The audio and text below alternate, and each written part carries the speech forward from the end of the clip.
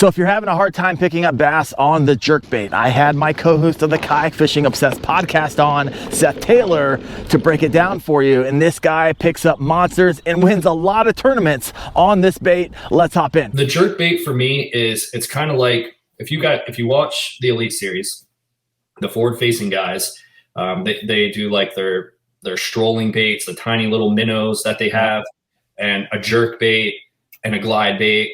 Those are like the three probably most common used, and glide bait's kind of towards the bottom. That's like a big fish type bait, or they can't get it to bite on anything else. And the reason for that, and when you have forward facing sonar, you learn like fish behavior and how they react to certain baits. And there's, to me, and everything I say tonight is just like my experience and what I've seen work for me. You're winning. So when you're winning, I'm listening. So like there's a million different ways you can do things, but what I've seen as by far the most effective is like a hover rig and a jerkbait. And I don't like doing the hovering stuff because I'm in a kayak. There's a lot of movement. It's more difficult to keep it in front of the fish, above the fish. A jerkbait on a kayak allows there to be movement of the kayak. It allows your cast to not be perfect because you can jerk it a little bit. And even if you stop jerking the jerkbait and you need to adjust something or your scope or whatever, it just sits there and waits for you to come back and start retrieving it. So if you had a bait that sank or anything, it goes to the bottom, it messes up the whole cast. So it's an efficiency thing too. But the fish react to a jerkbait and like the hover baits better than anything else you can throw at them, in my opinion. Now, all fish are different. Just like if you bed fish, you're going to have certain fish that want it over here, or they want this bait or that bait. All fish are different. But primarily, the overwhelming evidence that I've seen are those two baits will get a reaction out of the fish more than anything else. Is a jerkbait, and you said those two baits. Like a hover bait, like a little bait. Yeah, like a little minnow with a little lead head to it. Yep. So how many rods are you carrying with you? 2? So yeah, so I typically do. It all depends, like on the event. So I won't fish jerkbait everywhere. Like if I have to go punch, if I have to go flip, do pads, I'll do that.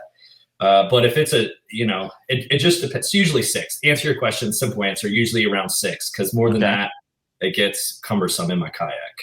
So what did you have what you're heading into this event this past weekend? Of course, you got your tried and true.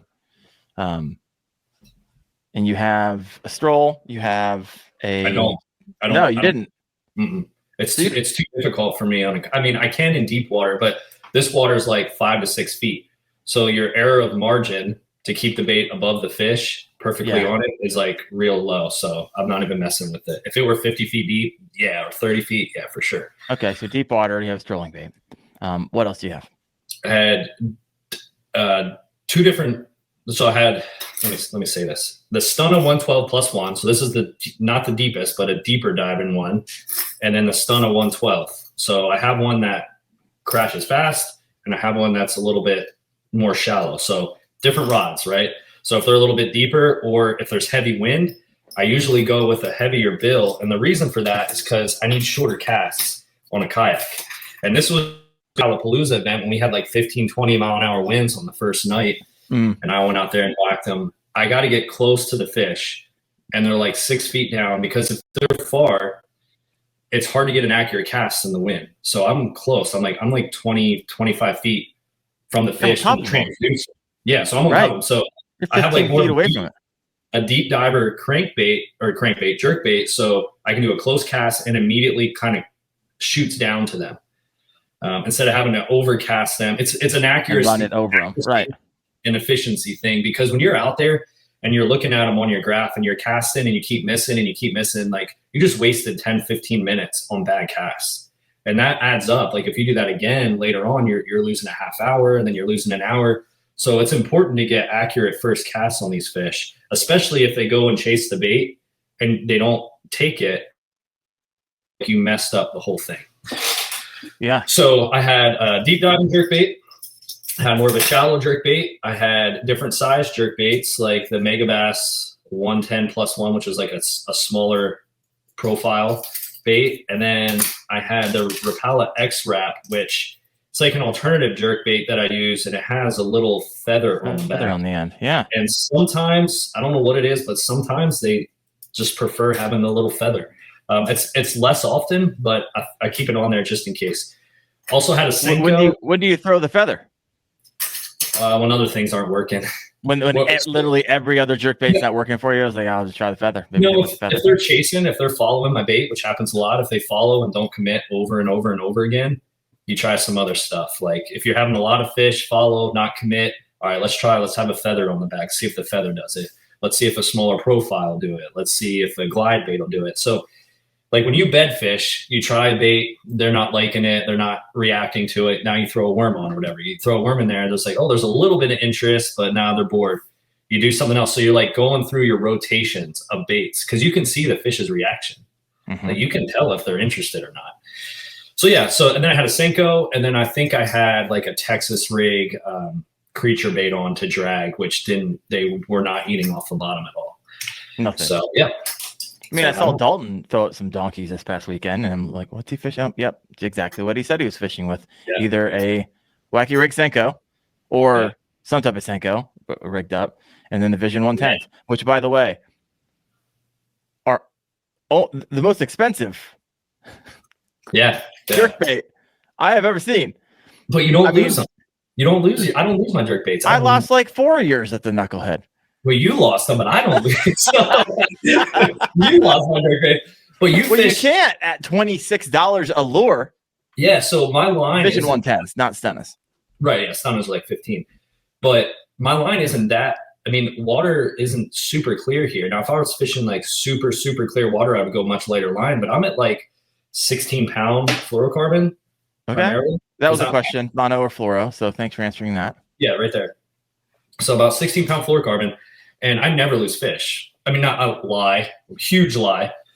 I never lose them because they break off. That's why I don't lose them. I lose fish all the time. Okay. Fascinating. Yeah. So interesting. So what's the biggest difference between the $13, $14 Stunna and the $26 Vision 110s? So for me, from what I found, is the Stunnas have like a slow sink action. And Megabass is more of a holding its level in the water. And I like, yes, thank you. That's what they're called, suspended jerkbaits. Thank you. Yeah. Good for something, folks. Good for something. And I like that sinking action. I do. Like I like it coming down a little bit and then bringing it back up. But you know, I mean, I'm sure. I don't know. Like I don't really mess with Megabass too much. Besides like the tiny ones, I haven't really gone for the bigger ones. Because you're not independently wealthy? Is that why? Yeah, that's one reason.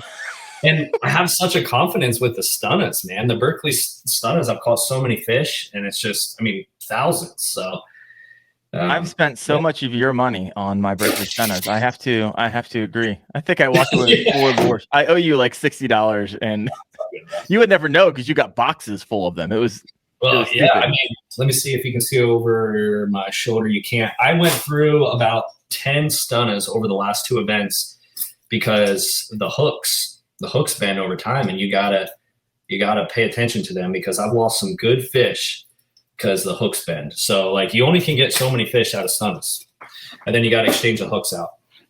Colin B. Basson said, you guys maybe buy some Stunnas. Well, I hope they work for you. Don't want you buying lures, but hey, if you listen to what Seth and you are using your forward-facing sonar, I mean, I think that's the money for you. Here's a question. I've heard a lot of talk over the last couple of years about forward-facing sonar, and this is not whether you for it or against it. That's not the question. My question is, I've heard people say like, oh, you know, forward-facing sonar, I don't catch 200. I mean, 1 out of 200 fish I actually see. Now I'm talking to you, and it sounds like you're kind of more on them than 1 out of every 200. How many would you say out of you target? You're like, hey, that's worth a cast. It's not a dink. That they actually bite, and like how many bite? Yeah, that you actually catch that thing. Yeah. How many chase? Here's the question: how many chase? How many, commit? And then there's a difference between like how many roaming can you get to commit?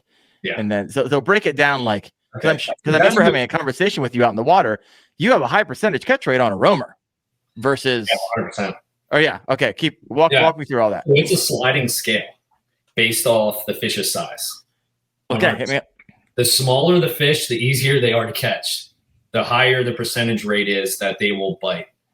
And as you get larger, as you get above like the 5-pound range, they get considerably harder. And I mean like 1 in 20, but sometimes they'll be more they'll be turned on and they're easier.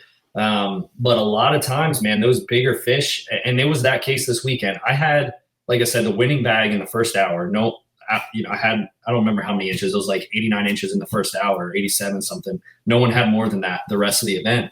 So I spent almost the rest of the event like strictly looking for big fish, and I found good fish like over 5 pounds. Could not get them to commit. Now they're interested. They'll chase, and sometimes they'll just decide to just suck it in and they'll grab the back hook sometimes. But the majority of the larger fish are really difficult to catch. And I don't know if it's just because of age, experience, they've seen a ton of baits over their life. But the smaller ones, I mean, if you get a small fish roaming in open water, like it's like 50% chance they're going to bite. And when I say small, like maybe 12 to 16, 17 inches, there's like 50% 50 chance. If you see one on your forward facing sonar and they're roaming and they're between 12 and 16 inches, you're bringing that thing in the kayak. Like you cast out there, they will fly out as fast as they can and nail. Like it's the easiest thing in the world with those. You were insane right now. This is not what I'm hearing from a lot of other people. Okay, now let's take it from 17 inches to let's say 20. So not quite the 5 pounders yet, depending on the 17, 19 inchers are decent. I mean, it's probably it's such a hard stat, like 1 in 10 or so. Like these are truly guesses. Food fighters. Because I'm looking at a ton of fish while I'm out there. So like, sure, I would say it's maybe like 1 in 10-ish, for those. Okay. And then 20 and over, the percentages definitely drop. And they'll chase. They'll turn on your bait and they will chase it, and your heart will start pumping. It's like a big buck, like walking underneath your tree stand, or not underneath the tree stand. You see it like coming through the horizon, like through the brush, and it's coming toward your tree stand. Your like heart starts going. You have that it's the exact same feeling when you cast out to like, it's like a 6, 7, 8, 10 pounder, and they turn on your bait, and you're like, oh, please, Jesus, please just attack the bait. Come on. Because like, and then you feel it, like when they do, and you feel it, it's, oh man, there's very few things in life that give you that feeling. It is so good because it's a giant. You saw it on your screen, like it's like a giant. I can't wait to grab it by the tongue. I mean, bring that by the tongue. Yeah. Bring that thing in here. Right. I want to make a T-shirt where you grab it by the tongue. Someone commented and said it kind of makes sense if you think about it. And I was like, what are they talking about? But they were saying like grab it near the tongue, right? That's what I was trying to say. Oh, is that what you're trying to say? Yeah, not like physically by the tongue, right? Yeah. You're just so excited in the moment. Real quick, I didn't ask you this question earlier. I want to go back to that. You were saying how I would imagine with 2 million comments. What are some of the troll comments? Troll comments are they're dead, like the fish was dead. That I caught the fish and gave it to her to put on.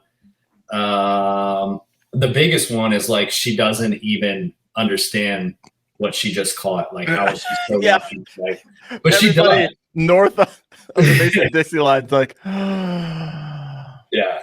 And you sound like a family outing. Your girls are in the back. I need to go to the bathroom, and here she is catching larger than my personal best, larger than many people probably sitting on here, their personal best. So that's tip my hat. But she's seen me catch big 9-pounders already, so she's around fishing a ton. Like she sees my fish all the time. Excuse me. So she knows like what a big fish is. But yeah, she was excited. That's so funny. I got a question here from Mr. Sweo. He asked the question, how long do you pause? So many mixed reviews on that. Yeah, that's a really good question. And there's not a good answer for it, unfortunately, because the fish are going to kind of tell you what they want to do. And like I said, and we have some comments in here about spotlighting. I love it. It's so funny. Oh man, if you only knew. But when you go out and you see the fish chase, and they'll kind of tell you what they want to do. And if I have multiple fish that are coming after a bait, I almost make my retrieve less erratic because I want them to see the bait good and get a good bite on it. If I'm like whipping it hard, it's hard for, exactly. It's hard for them to track it. And then you get them in the side of the face, or you get them underneath here, and it's much easier for them to get off rather than having a full jerkbait in the mouth. So I will make my retrieves less erratic as the fish are more aggressive.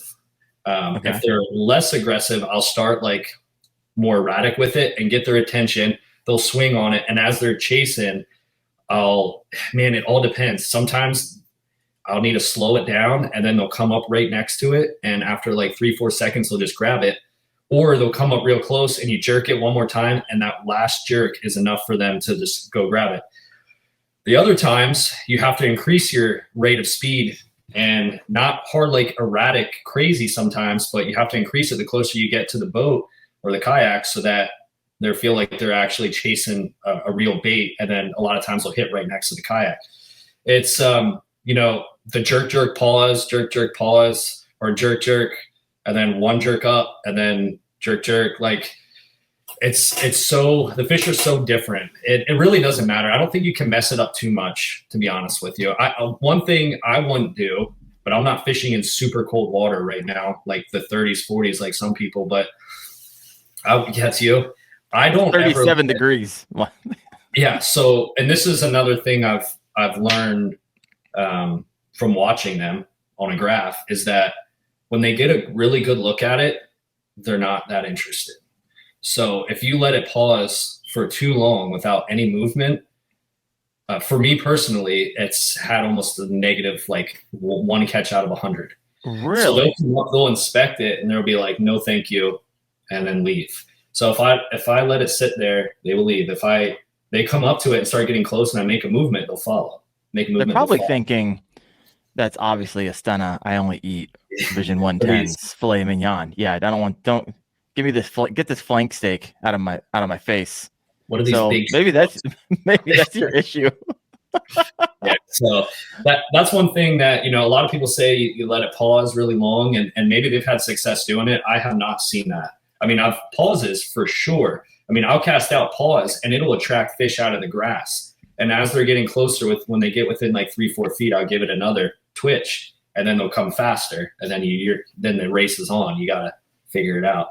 But there's not, to answer your question, whoever that was, it's not a perfect like 2-2-1, 2-2-1, anything like that. I mean, you can do that, but there's not like a perfect cadence, at least from my experience. Okay. It's a long-winded answer there, Darren. No, and also take in consideration, you don't fish 30-degree, 40-degree water, right? And so I think it actually starts to matter because fish aren't chasing typically in that cold of water. So you got to entice them. But yeah, all right, this is good. This is why you are the co-host, my friend, because I believe they're going to bite a little bit differently down for you. Obviously, they're larger down where you are. I hate you a little bit. When you started jerkbait fishing out in Gunnersville, when we were out there for how many times prior to that? Like, how often did you throw jerkbaits prior to that event? About once every never. Really? It wasn't even part of your arsenal? No, I mean, I own them. Yeah. And I would throw them whenever shad were busting, right? It was, in the spring or in the fall, but it's not something, it's definitely not a confidence bait. It's still, I would argue, an unconfidence bait. However, I know when to throw it, and that's when I throw it. Right now, here, I even brought it with me, and so got my setup here. Oh, look at that! Want to guess what that is right there? I would say that's a perch stunner. It is a perch stunner. Look at you. Let me get this. You have these things are freaking awesome. You ever? I've seen those green rod covers. Yeah, I don't have those. Those are really nice. I gotta get you. You gotta hook me up with your sponsor, Darren. Yeah, Live Fishing. Check them out.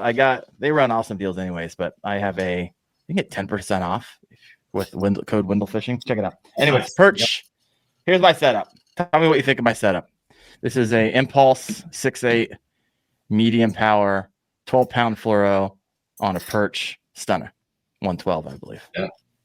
That's a lighter rod than you had at Gunnersville, isn't it? Well, it's because I forgot this rod at home because I wasn't planning on fishing a freaking jerkbait for 18 hours. There was out there with a heavy punch 7.8. It was a spinning reel. It was ridiculous. Well, that's right. It was a spinning reel.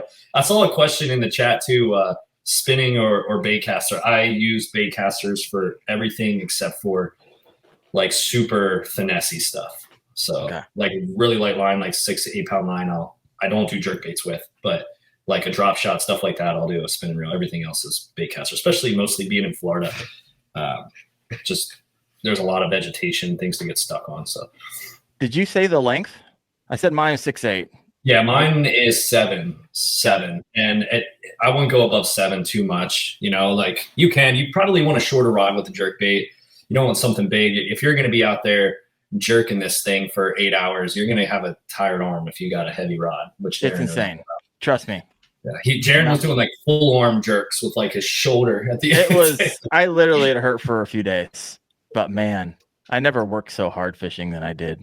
Yeah. You caught a lot of fish on a jerkbait though, right? I caught over 100 on a jerkbait. And it's one of the first times really you're like, hey, this is what they're at. This is what they're doing.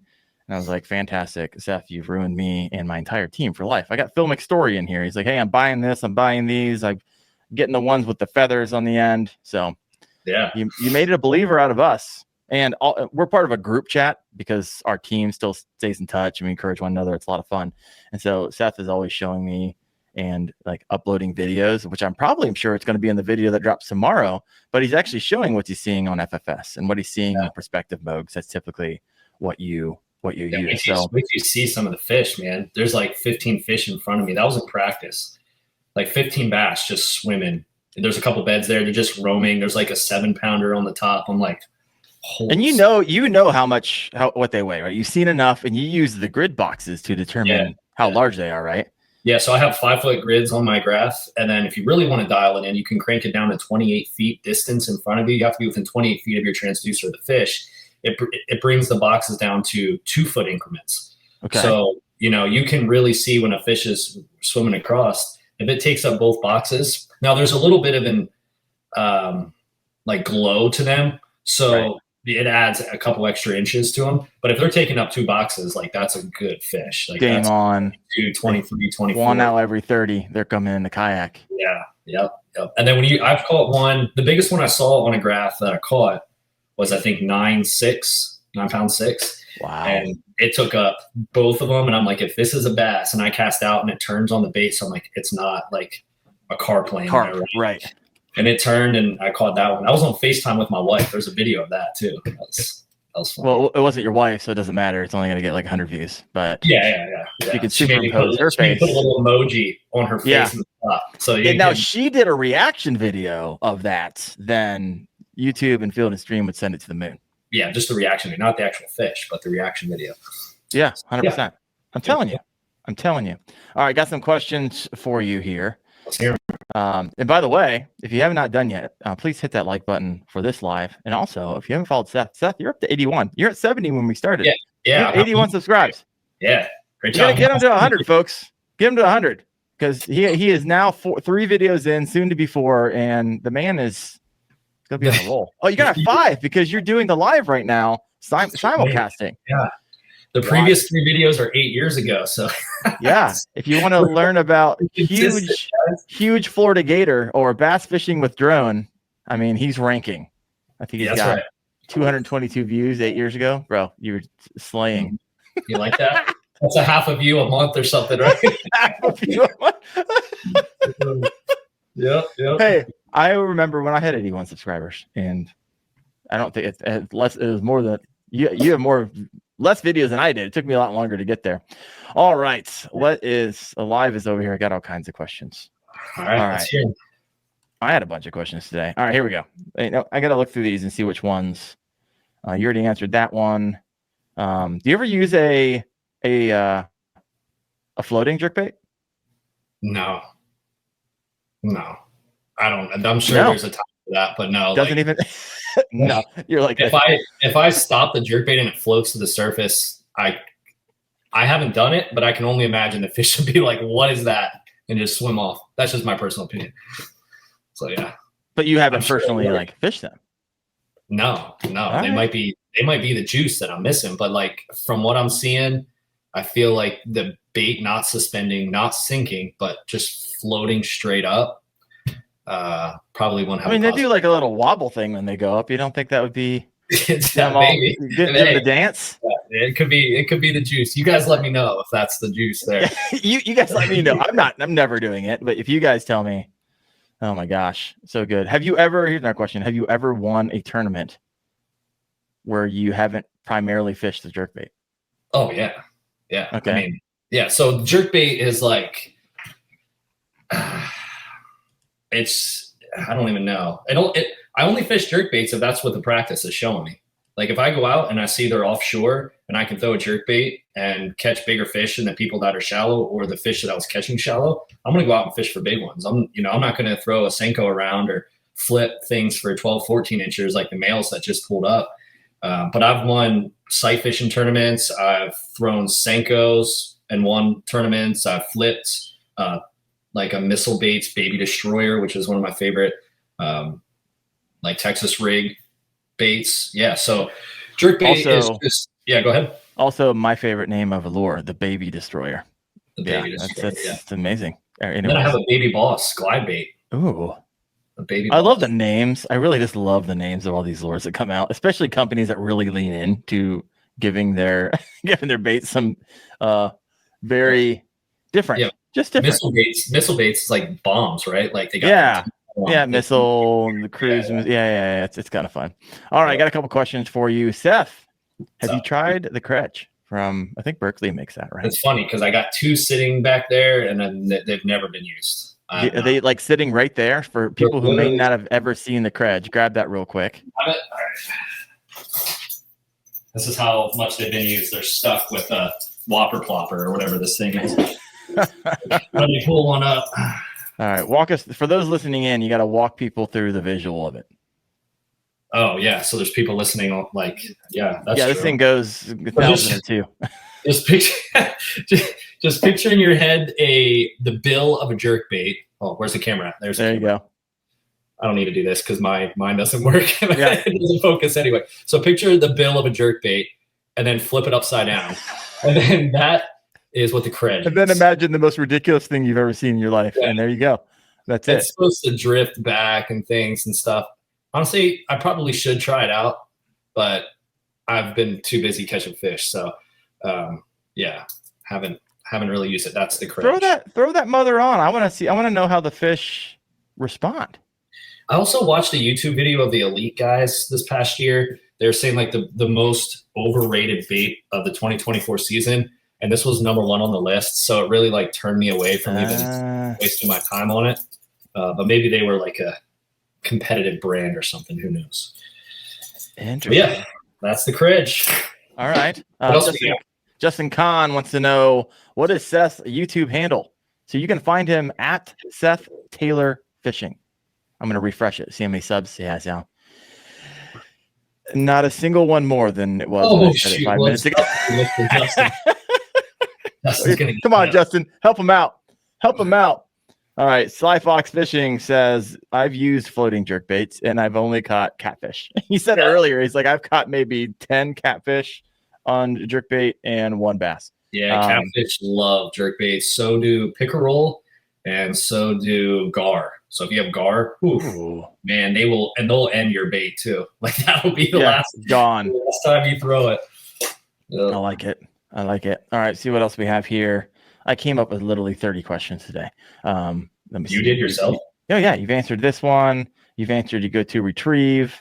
How important to you is rod action when fishing a jerkbait and power? You were telling me that essentially your lure was almost as expensive of your rod and reel setup this past weekend. That's right. So I guess I'm a little bit different, I would say, than most folks. Like I have some nice stuff. I have nice rods, nice reels. But I also go and I get, so it's called the Abu Garcia Jordan Lee baitcaster combo. It has like a yellow reel and stuff. Okay. And I don't know how much they are right now, but they were $60 for the combo on Amazon. And I have used those for years. $60 for the rod and the reel total. So it's $30 a pop, right? And it's like, they're like 7 foot, medium heavy, fast action. I think it's like a 6-4-1 reel, I believe. And dude, those things, like, this is my personal opinion. If I'm going to go bed fish a big fish, I'm going to have like my best rod, my best reel, and I'm going to make sure it's a little bit heavier. I can work this 8, 9, 10 pounder. But when I'm out there, I caught a 9.6 or whatever it was on this rod that cost $60. I won this event this past weekend on these rods and reels that cost $60 total.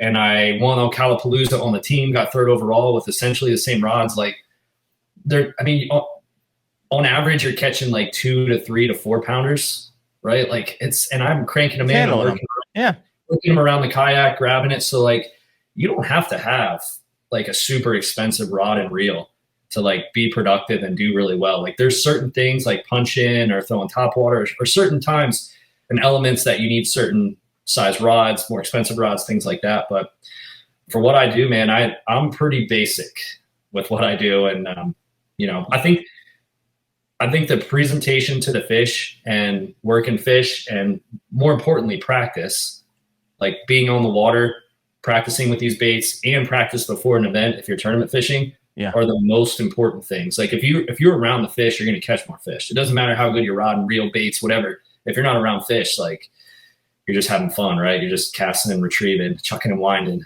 I don't know if I answered. No, you did. This is great. Stephane Harvey had the question. What's the name of that combo rod again?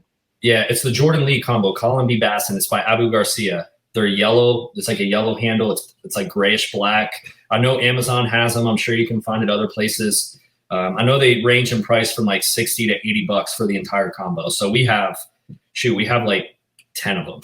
You know, that's what my wife uses. That's what I use, especially with traveling around. You know, I'm camping, I'm fishing events here, there. We're going to the lake that butts up to my house right here with the kids. Like they just get beat up. And if you break some eyes or whatever, it's not a huge deal. You're not losing a $200-$300 rod.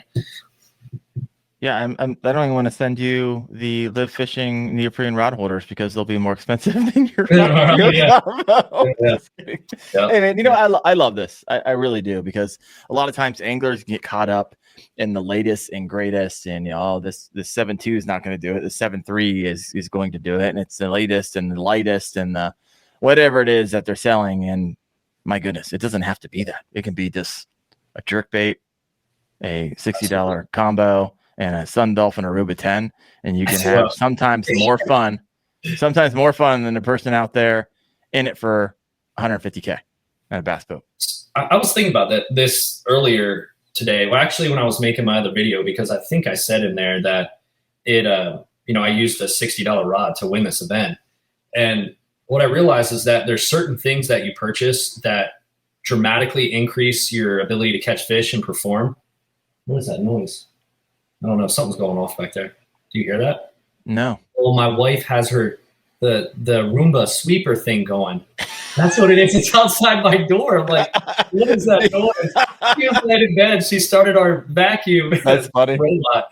But there's certain things that you can purchase that'll increase your ability to catch fish and perform in events. And then there's other things that might move the needle a little bit. And I think that's like a whole episode. But like some of the things for me was upgrading my kayak to like a good kayak.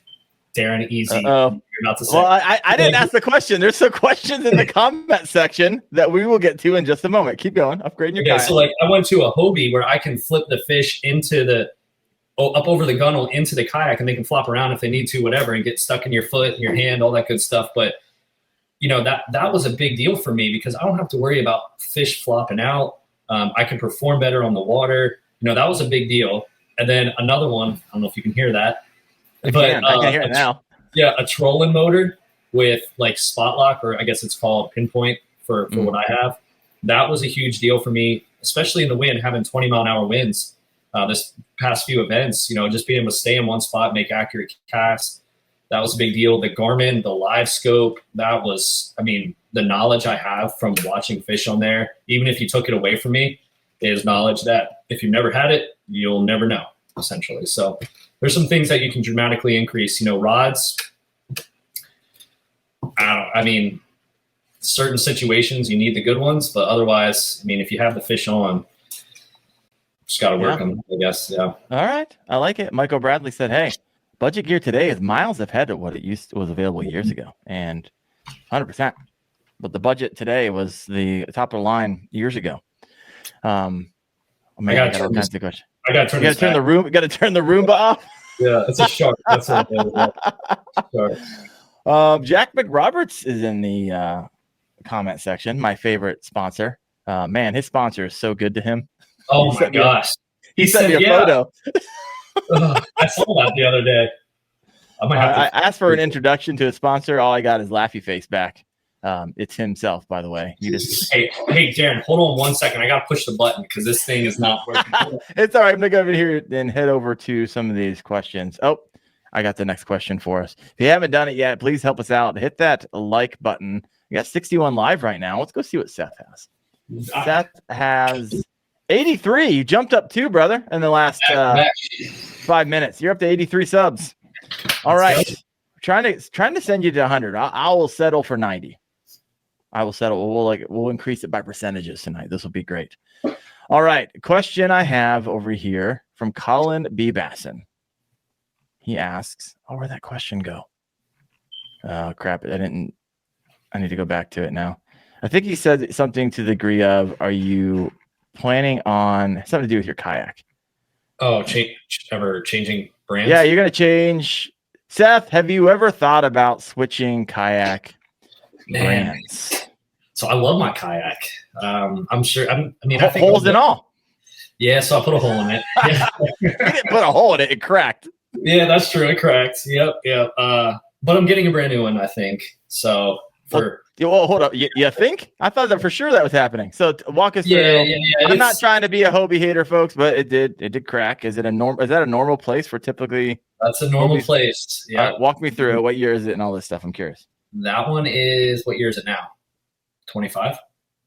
So it's either 23 or 24. Oh, so this is recent. So yeah, we had it a year. All you showed me was it was flexing and it was an L-shaped crack, but I couldn't tell where it was. So I was on the Hobie team, dealer staff team last year. So I work with the dealer. You know, they help me get a kayak. I kind of represent them. They help me out in different ways. But not only that, Hobie has a 3-year warranty on their kayaks. So it's within that warranty period. I'm just waiting on like the final verdict. Essentially, everything's been sent in. It's within warranty period, all that good stuff. So should be getting it ready. So you got to like break up the chainsaw, cut that thing in like 3 pieces. Have your wife do it. And I'm gonna shoot that bad boy. I put marine weld there. So if they make you do so you can't continue to do warranties, or your buddies can't. They make you cut it up and make you send you proof of it. Well, I guess I'll be cutting her up, make a video. I'm doing it. You, your wife, and the girls all take solace of that thing, and I tell you, Field and Stream, and everybody's going to pick it up. Watch out, internet. Just pick it up. Watch out. I didn't say it. Colin B. Basson did, and I have to say it. Break the Hobie and get the P127. Laugh out loud. Yeah, I mean, I like my Hobie. Yeah, I like picking up a new yak. What does it say? Well, it's got to stay tuned because the whole process of getting warrantied out, right? I'm curious on how long it's going. I'm curious how long it's going to take to get that. Right now, you're not like stuck in the water. Where's the crack at? It's right where the seat leg meets the kayak.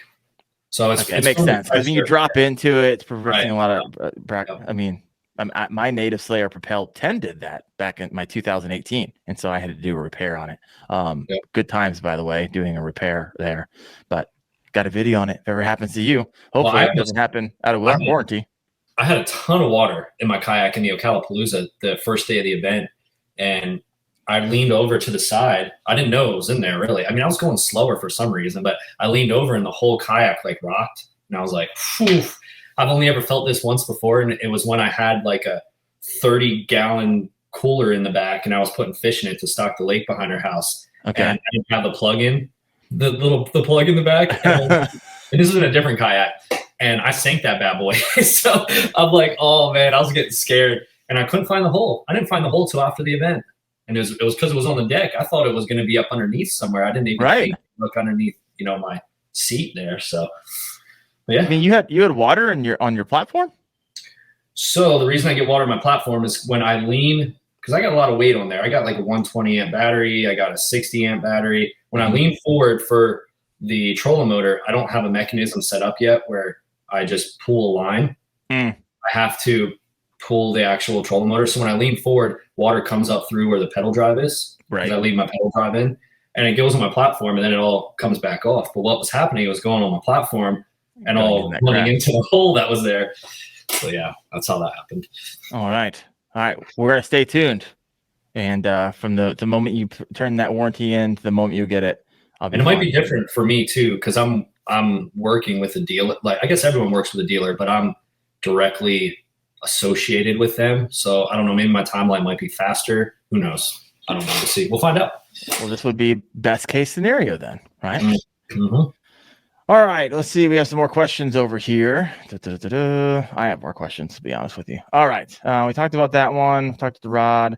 What are some common mistakes anglers make when working a jerkbait?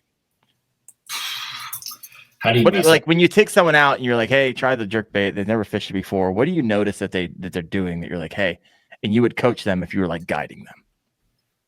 Yeah, don't reel it in like a crankbait, but sometimes that works, which is crazy. What would they, what were common mistakes? Let me think about this for a second, because it's hard to mess up a jerkbait too much. I mean, there's no perfect way to work it. So, it's different retrieves work at different times. And I don't know if there's a certain time that it's better other than really cold water, like you were talking about, Darren. I would say if you're down in Florida and you're letting it sit too long, I think that's a mistake. If you're down in the South and the water's warm, I think the fish are going to come up and inspect it, and they're just going to look at it and be like, no thanks, and move away. Probably if you're in cold water, working it too fast, I would imagine. Yep. Which is up by you, but no, I think it's good because the proper depth, you need to get the proper depth too. If you're in 15 feet of water and you're throwing a jerkbait that only goes top 4 or 5 feet and the fish are down towards the bottom, like you're not, I mean, these are common sense things, but you're not going to get their attention unless it's crystal clear water. So those are a couple things. So this is interesting. Yeah, I think this is great because there's a lot of information out on the internet. I'm one of the individuals that puts it out there. Seth is dropping his 4th video tomorrow if you're just chiming in halfway through this. And you might hear from me, hey, for fishing in March, which I just did a video on this, some people will swear by letting that thing sit still for 15 to 25, 30 seconds. I'm not that long. It'll drive myself crazy. I'll freeze to death before I got to keep moving. But I don't work it super, super fast. But if you're in Florida and you're new to fishing and you find my video, right now, granted, I try now to share with individuals, hey, this is the water temperature, right? Yeah. So not just lures you fish in March, and you have to take the water temperature into consideration here. But not everybody does that. And so I can easily see why people would be like, oh, I'm letting this thing, you live down in Florida, you're 15 years old, you're getting into fishing, your grandpa just gave you a bunch of jerk baits. Keep that thing moving, because if they get their eyes on it and it's a big one, they're likely not going to commit. So it's interesting. Very interesting. All right, here's a question for you. And you kind of mentioned something earlier that you bend out the hooks. Do you do anything out of the package? Do you tweak them? Is there any tuning involved? Do you change out hooks? If you're independently wealthy, would you change out hooks to a certain specific hook? Yeah. If I were like you, Darren, and had the YouTube money that you have, I would probably. I'm not going to live that one down. No, yeah, right. All my YouTube money you're showing us. Dang, boy. How do I say this? If I'm going to fish in the elites, I'd probably switch out my hooks. Yeah, not probably. I would. Because I've had times, and it doesn't happen often, but if you get, how many times do you have a 7-pounder on and above, Darren? Once in my lifetime, actually. That's my personal best. If you get it on, you don't want to lose it, right? Thanks for reminding me, by the way. I hate you. Thank you. You just embarrassed me in front of everyone. Your wife's catching 9.5 pounders. Darren catches 7. I get it. Ha ha ha. So if you get a bigger fish on, and this is kind of circumstantial, but with jerkbait fishing, this will happen more often than not. And they get the very back hook, and I'm talking the very back one, the one in the, I don't know if you can see, one in the very back. On the stock hooks that come on the Stunna 112s, there is a chance that they might bend that hook out and you won't get that fish.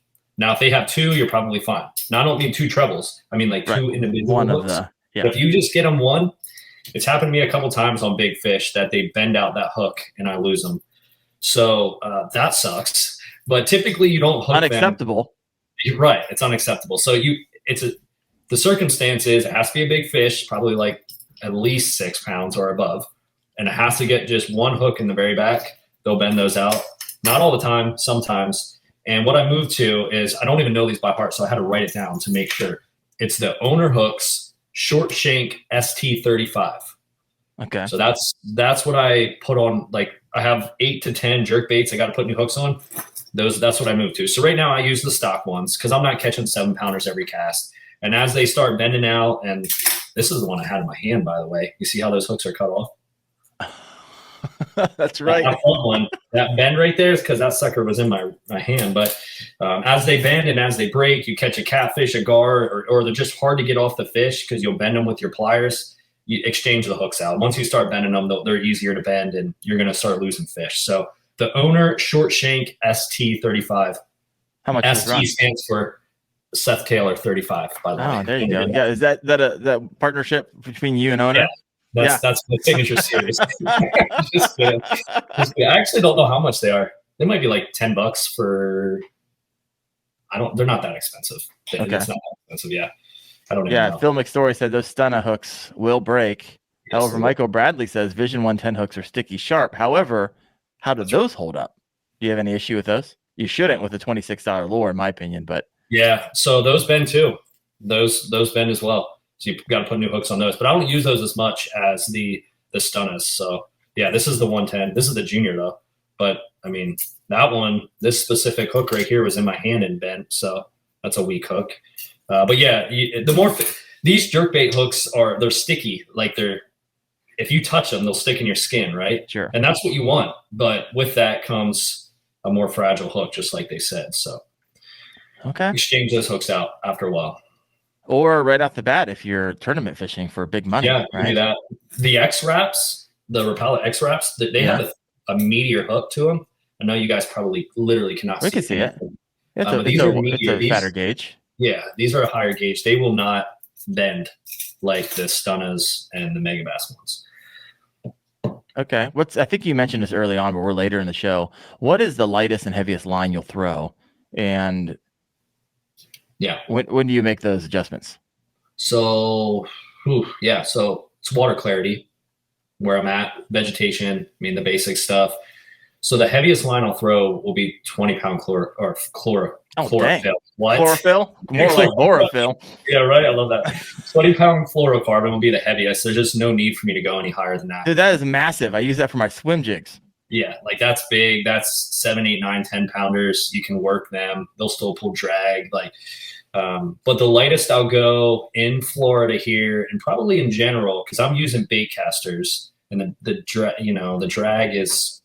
And again, I'm talking about a $60 rod and reel combo, so you got to keep that in mind too. Might be a little sticky on the drag over time, but probably 12.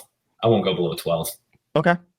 If it's crystal clear, if we're talking about like a glacier type lake, crystal clear water, I'll go below that. But I haven't fished many of those lately, so. But that's for like jerkbait fishing. If I'm flipping braid or punch in, you're talking 50-pound braid, like you said there. Yeah. If I'm flipping creature baits in grass, stuff like that, Texas rig, 20-pound, so I can work it out. I'll go a little bit lighter in open water. Okay. What is your opinion on jerkbaits with rattles versus silent? Do you throw one over the other?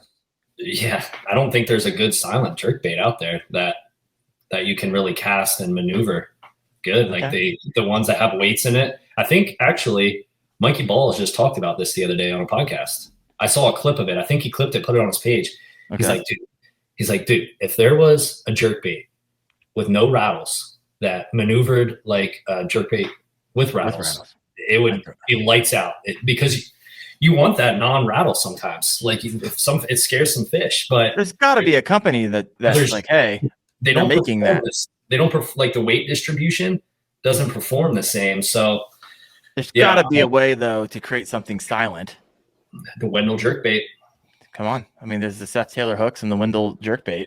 Watch out, bass fishing world. No one will be talking about forward-facing sonar anymore. They'll be talking about the collab between your 84. Just 84. I'm going to refresh it. And 85, folks. 85. You haven't subbed to Seth Taylor Fishing. You get that silver plaque at 100, or when do you get that? Yeah, 100K. We'll get the silver play button. I thought it was 100 subscribers, not 100. Oh, you get. I'll make you one. I'll make you one out of paper. Yeah, thank you. Oh my gosh! If you guys have a question for Seth, let me know. 10K sweaty, which we remember the story behind that, but he said the action is created by the bearings inside, which makes complete sense. Without that. No, maybe they can. Can you make it to where it's not like it doesn't rattle and it thumps? Muffled berries. Yeah, Yeah, maybe. muffled bearings. I have no clue what I'm talking about, but pretty sure if we doing the things we're doing in this country, we can figure this out. Justin Kahn, would those owner ST35 hooks be okay on the Vision 110s or 110 Juniors? Probably not. Definitely not on the Juniors. The Vision 110s, probably it might have a little sink action to them, a little bit, but they're essentially the same weight as the ones on the Stunnas. So Okay. like, I think they're almost identical in weight. I did some research to try to figure that out. Look at you, coming prepared. Might need to Google that, whoever asked that question. This is funny. I was like, Seth, we're going to talk about, this is a couple days ago. I was like, bro, what a theme to show. What do you want to be? I was like, dude, you slay at jerkbaits. He's like, man, you better come up with some more questions because I don't think I can talk very long about it. And here we are, an hour and 16 minutes in, and I haven't even gotten through all of my questions here. I just feel like jerkbait fishing's easy. Like, go get a Stunna 112 plus one. Go get a Stunna 112. Yeah, go buy Garmin for $4,000 and you're good to go. You're done. You catch done. fish. Go grab a Hobie with a crack in it. Seth will sell you his real cheap here in about a month.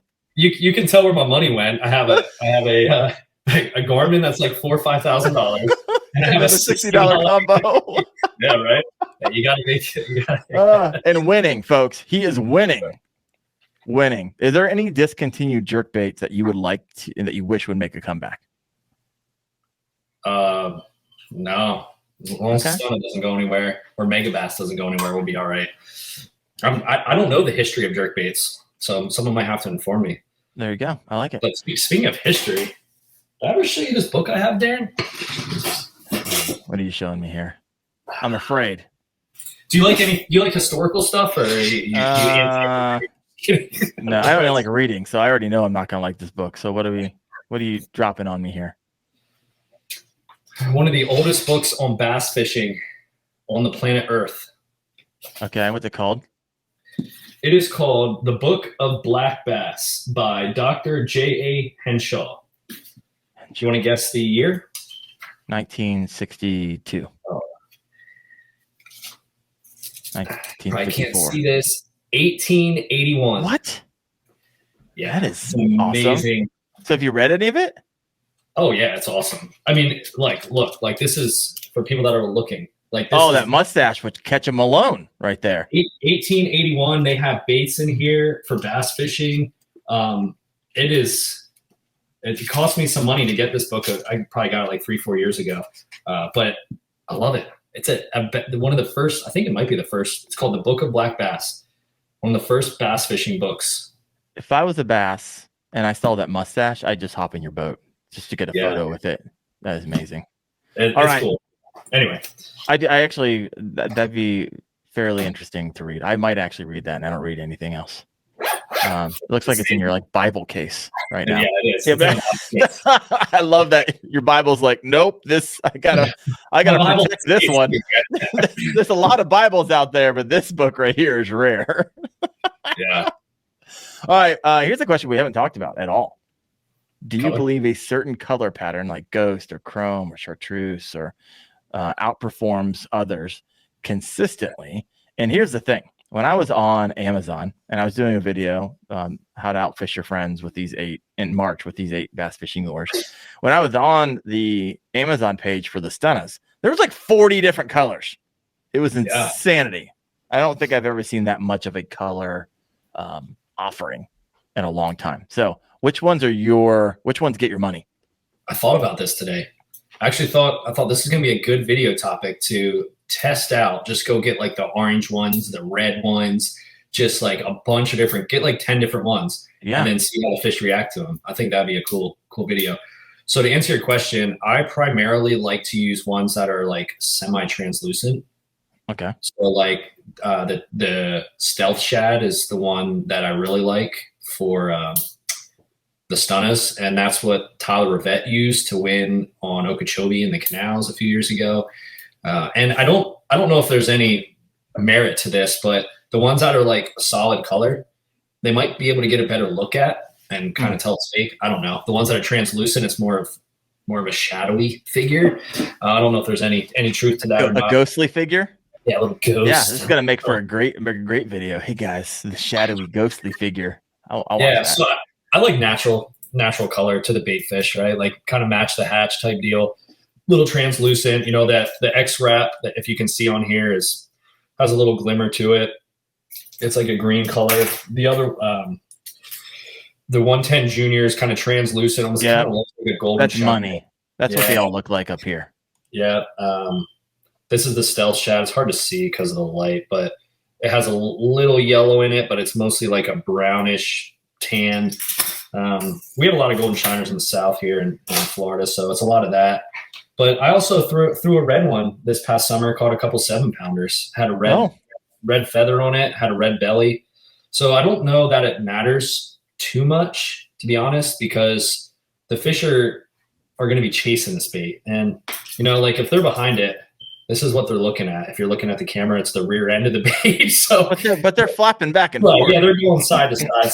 They're getting some glimmer of the side, but I think if you just try to match the bait fish color, I think that's probably the best bet. Dude, I'm telling you, anytime I see a lure that when I turn it sideways, if it flashes my eyes, I'm usually buying it.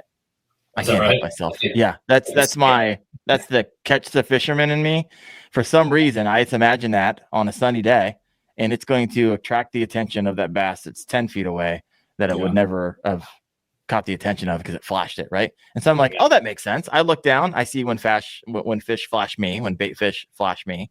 And so I imagine that's the same triggering mechanism that gets that bass to get interested and come up and get a second look. So I don't know. In the logical world of Darren's brain, I'm telling you, if there's something that flickers, if inside of it has like a hologram, I lose my ever-loving mind. I have to have it. Hologram gets you. And hologram gets it. The lateral line system in bass is pretty interesting. There's some other books. I'm not going to grab them right now because I don't have them with me, but there's some other books that kind of teach you on the lateral line system.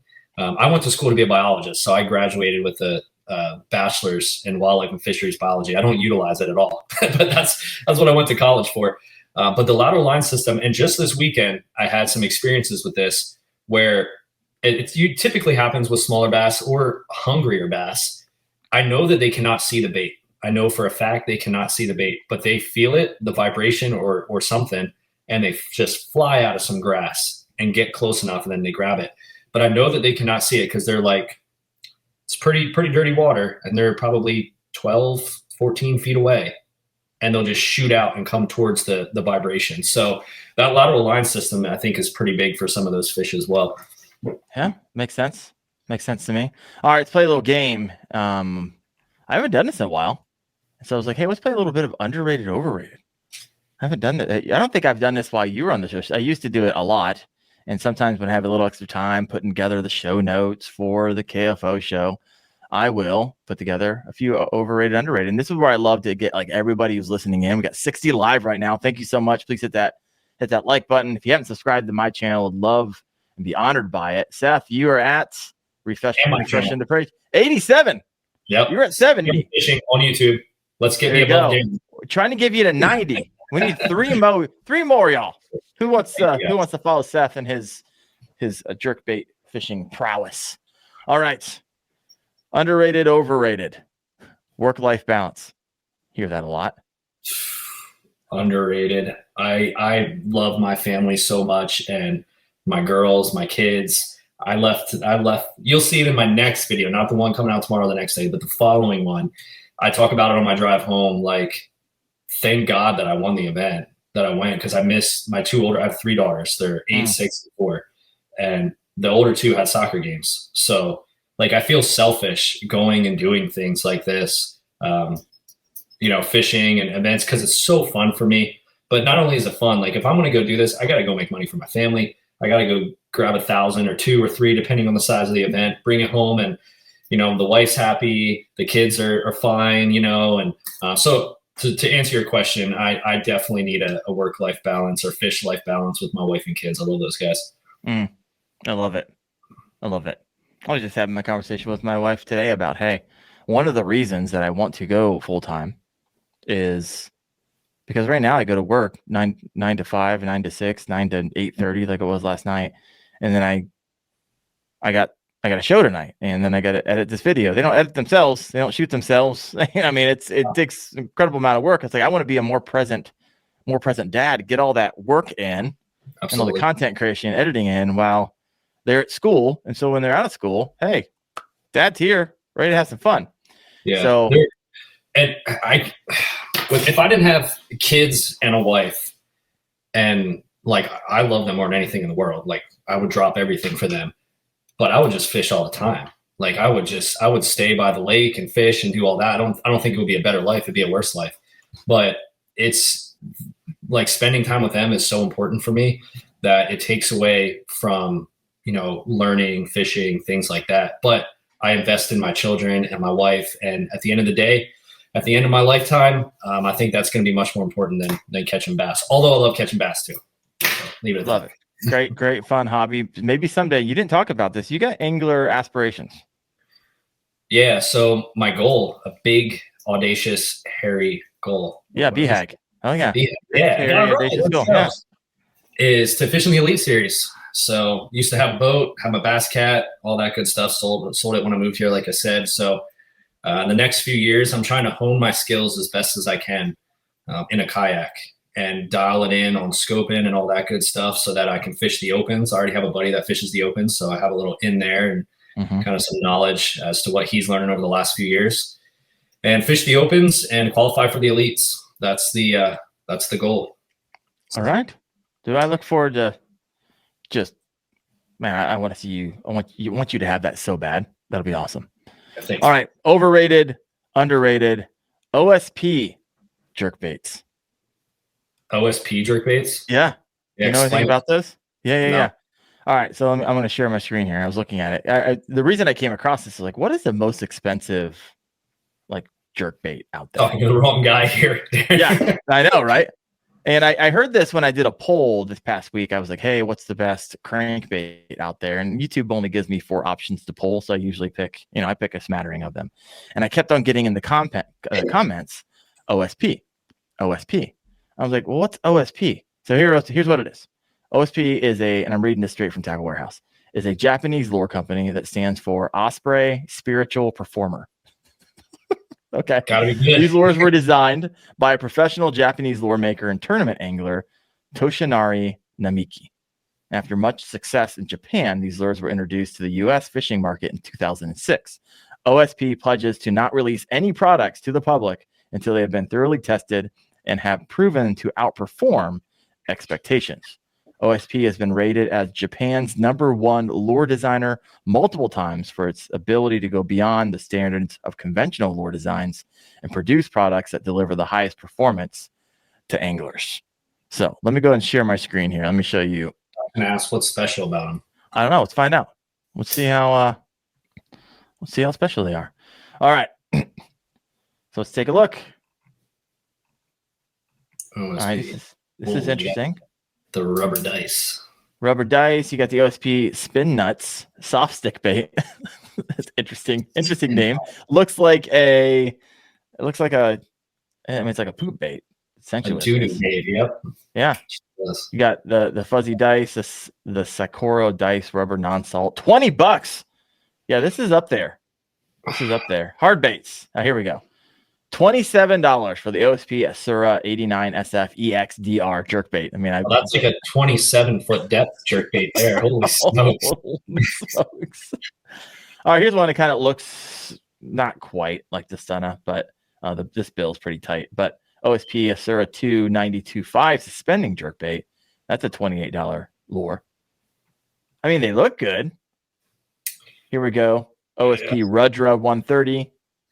Suspending jerkbait, $30 for that girl. Varuna 110, $24.99 for this girl. I don't know. What's your thoughts? Click one. See what they say. Let's go to the 110. See if they have any giveaways as to why they're so amazing. Low stock. There's only 5 left. Someone's buying them. You got the Bloody Shad.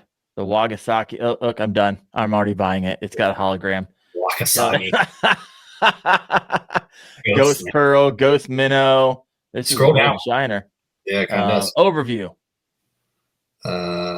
Carefully designed, blah, blah, blah, blah, blah. Marketing, honeycomb hexagon ribbing that reduces the wall thickness by 40%, which centralizes the center of gravity and creates a responsive swimming action. Physics. You asked why. And Yeah. 3 small internal tungsten weights also slide to the tail during the cast for long, accurate casts, and slide forward, just like every jerkbait ever made. All right. Yeah, I'm okay on that. But it says not just an early spring lure. I don't think we talked about time of year with jerkbaits. You can catch fish any time of year on jerkbait, unless you're in the north and the lake's frozen over, all that good stuff. I absolutely hammer them here in South Florida in the middle of summer, water temperatures 90 degrees, catching giants on a jerkbait. It's not just a fall or a spring bait. Dude, you can catch them all year long on jerkbaits. All right, it's official. It's my unconfidence lure. I need to find the confidence that you have in it, and so we can share stories. But yeah, this one apparently says the Varuna 110 jerkbait will make all of your other jerkbaits obsolete. Whew, that's a strong statement. That is a pretty strong statement for $25. Some of them are pushing $30, depending. But I wonder if any of I don't know. I don't know. I haven't really seen those play in the elites, I don't think, unless the Japanese anglers are using those. But hey guys, hopefully that was helpful. And if you like this type of video, it's actually pulled from the podcast. You could check that out at kayakfishingobsessed.com or check out the YouTube live show right there. Thanks for watching, guys. I'll see you.